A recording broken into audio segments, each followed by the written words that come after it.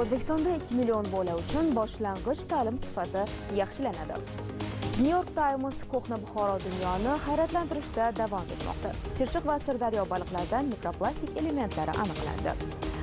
Oman aviakompaniyasi Maskat bilan Toshkentni bog'ladi. $2000 maosh olayotgan o'qituvchi. Assalomu alaykum, efirda Fakt 24 dasturi.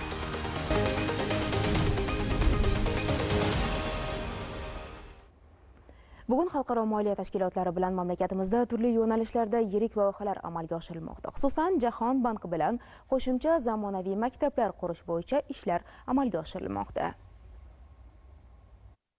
Jahon banki O'zbekistonga boshlang'ich ta'limni yaxshilash uchun $100 million ajratishni tasdiqladi. Mablag'lar bilim dasturi doirasida Qoraqalpog'iston Respublikasi, shuningdek, Buxoro, Qashqadaryo, Navoiy, Surxondaryo va Xorazm viloyatlarida amalga oshiriladi. Ta'kidlash kerak, mamlakatdagi barcha maktablarning qariyb 45% ushbu hududlarga to'g'ri keladi. Ma'lum qilinishicha, aholining tez o'sishi sababli O'zbekistonda davlat maktablari infratuzilmasiga yuklama ortib bormoqda. 2026-yilda mamlakatda maktab o'quvchilari soni 7,6 milliondan oshishi kutilmoqda. Shu bois ta'limga bo'lgan ehtiyojni qondirish uchun har yili taxminan 300 ta yangi maktab qurish zarur.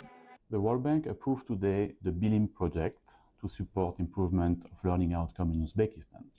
Jahon banki O'zbekistonda o'qituvchilarning bilim darajasini oshirishga qaratilgan bilim loyihasini tasdiqladi. Dastur uchun Xalqaro taraqqiyot assotsiatsiyasi tomonidan 100 million, ta'lim uchun Xalqaro yordam jamg'armasi tomonidan esa $5 million ajratildi. Loyiha Maktabgacha va maktab ta'limi hamda iqtisodiyot va moliya vazirligi tomonidan amalga oshiriladi va O'zbekistonning 6 ta hududini qamrab oladi. 2030-yilgacha 50 mingga yaqin boshlang'ich sinf o'qituvchisi, maktab rahbarlari va ta'lim tizimi mutaxassislari zamonaviy pedagogik hamda boshqaruv usullarini o'zlashtiradi.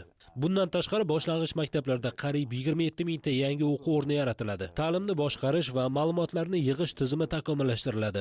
Natijada yangi loyiha ta'limdagi qariyb 2 million o'quvchiga ijobiy ta'sir ko'rsatishi kutilmoqda.